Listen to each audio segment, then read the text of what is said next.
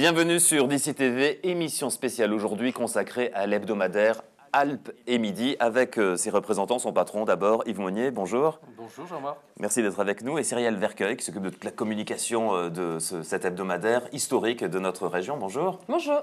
Alors, lorsque je regarde, je vois un numéro, par exemple l'une des dernières éditions, vous en êtes au numéro 4593 et si on prend en compte le Courrier des Alpes, au numéro 10 793, c'est incroyable. Alors, c'est effectivement quelque chose de très original. C'est que Alpes et Midi, anciennement le Courrier des Alpes, a été créé en 1849 et a pris le nom d'Alpes et Midi en 1932. Quand on connaît les problèmes de la presse aujourd'hui et qu'on voit une telle pérennité, une telle histoire, une telle matière, on peut qu'en être étonné, Jean-Marc. Alors, on vous accueille avec beaucoup de plaisir, d'autant que vous êtes un petit peu à la même échelle que DC TV. Vous êtes l'hebdomadaire des Hautes-Alpes et de l'Ubaye. C'est exactement la zone de diffusion de la télévision des Alpes du Sud. Voilà, c'est le territoire, je vais dire, économique qu'on peut appeler Alpes du Sud d'une autre manière aussi. Je dirais qu'on a une certaine fraternité d'armes. Dans la mesure où, à l'époque, vous voyez, le temps en 1849, évidemment, il n'y avait pas les moyens de communication qu'on utilise en ce moment, mais il y avait les mêmes territoires. Et le journal du Courrier des Alpes de l'époque, c'était Radio DC de l'époque. C'était la télévision de l'époque. Et aujourd'hui, on est encore complètement en symbiose l'un et l'autre, un siècle et demi plus tard. Alors vous réussissez avec Alpes et Midi une alchimie assez particulière. Vous intéressez ceux qui ont beaucoup de temps de lecture, ceux qui sont très intéressés par le passé, ça c'est les pages rétro dont on va parler. Vous intéressez tout le monde économique qui chaque samedi matin là, ou en fin de semaine dévore un petit peu les annonces légales pour être au courant de ce qui se passe dans les mouvements économiques. Et puis vous êtes toujours aussi dans l'actu. On peut dire qu'il y a ces trois mouvements concomitants dans Alpes et Midi. Oui, au niveau de l'information, c'est complètement lié à tout ce qui est sur notre territoire. Beaucoup, le divertissement, beaucoup quand même, tout ce qui est aménagement du territoire, information sur tout ce qui concerne, là je vois les créations d'EHPAD, les créations de voies de communication, la vie des stations de ski qui est pour nous le poumon de notre département, etc. Oui, on est très tourné sur l'économie de notre territoire. Alors avec ce rythme hebdomadaire, à la différence un peu des médias comme on appelle chauds, comme la télévision ou la radio ou l'Internet, c'est encore pire, ça va très vite, vous prenez le temps et vous êtes un peu aussi un hebdomadaire ou un journal de référence parce que vous avez le temps de travailler les sujets, etc. Comme les sujets que vous faites été comme hiver sur les sites touristiques. Ça permet chaque saison de faire un point sur les sites touristiques importants de notre territoire. Et vous évoquez les stations. On va justement revoir en image la création ou les débuts de la station de Vars. Ce sont des archives de l'INA. Regardez.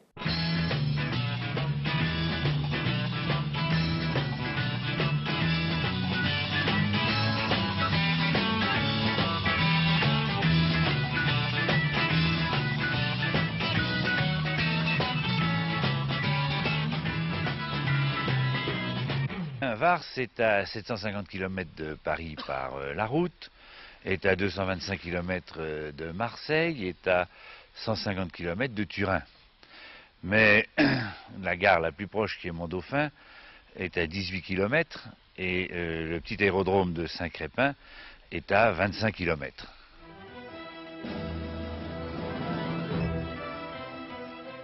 Alors, nombre de remontées mécaniques, 22 engins, se décomposant en 19 téléskis et 3 télésièges.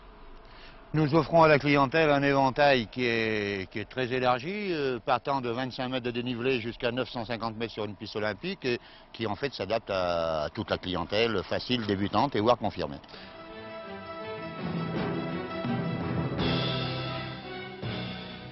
Nous avons une gamme de pistes absolument diverses. Nous avons d'abord 60 km de pistes balisées et entretenues qui s'adressent à toutes les catégories de skieurs, du débutant au skieur le plus chevronné. Nous commençons cette année à axer très fort sur le ski évolutif, qui est une nouvelle méthode qui permet à des personnes âgées de venir au ski, une clientèle qui nous échappait auparavant.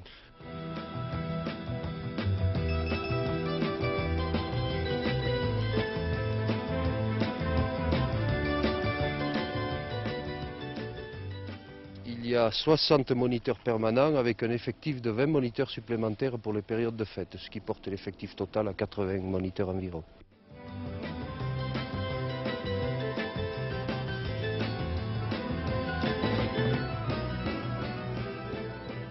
Monsieur, pour quelle raison faire du ski de fond avec des cyclistes? Nous venons ici pour une cure d'oxygénation pour préparer la saison 73. Et qu'apporte le ski de fond des cyclistes? Une forme, et pour empêcher aussi de prendre du poids pendant l'hiver.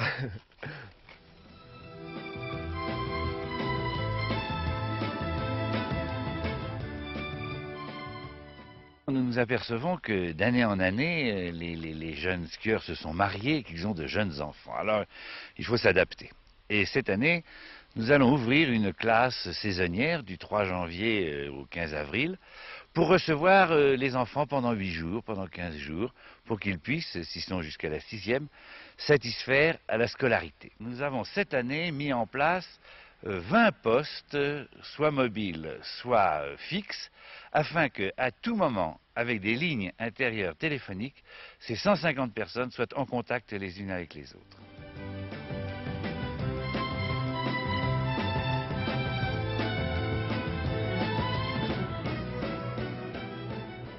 Bien, en matière d'appartements, actuellement, je pense que nous devons tourner aux environs de 6000 lits. Je dis bien en appartement, c'est-à-dire en appartement en copropriété, chalet, etc. Les prix pratiqués, évidemment, sont en fonction des périodes de la saison. C'est-à-dire que nous avons des prix de haute saison pour les périodes de vacances scolaires. Et puis nous avons des tarifs qui sont très aménagés pour les périodes qu'on ne peut pas baptiser basse saison, mais enfin qui sont des périodes plus creuses où évidemment la clientèle qui a la possibilité de venir à Vars sans les contingences scolaires peut bénéficier de ces tarifs qui sont tout de même très intéressants.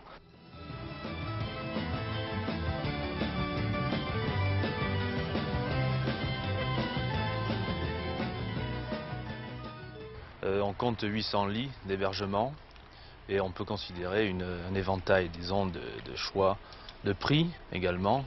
Lesquels par exemple? À partir de 35 francs, on peut séjourner en pension complète jusqu'à 100 francs.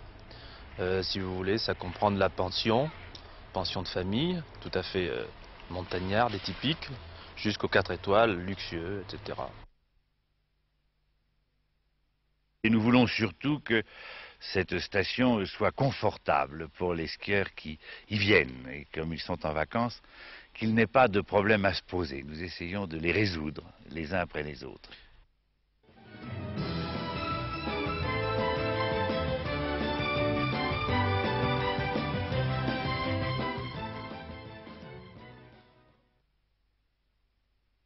Voilà de superbes images, alors qu'on retrouve chaque semaine, étape par étape, dans ce que vous appelez la rétrovision. Je crois que c'est même à titre personnel que vous la travaillez. Je crois que c'est quelque chose qui vous tient à cœur. Alors, rétrovision, ça me tient effectivement tout à fait à cœur. C'est moi qui le fais.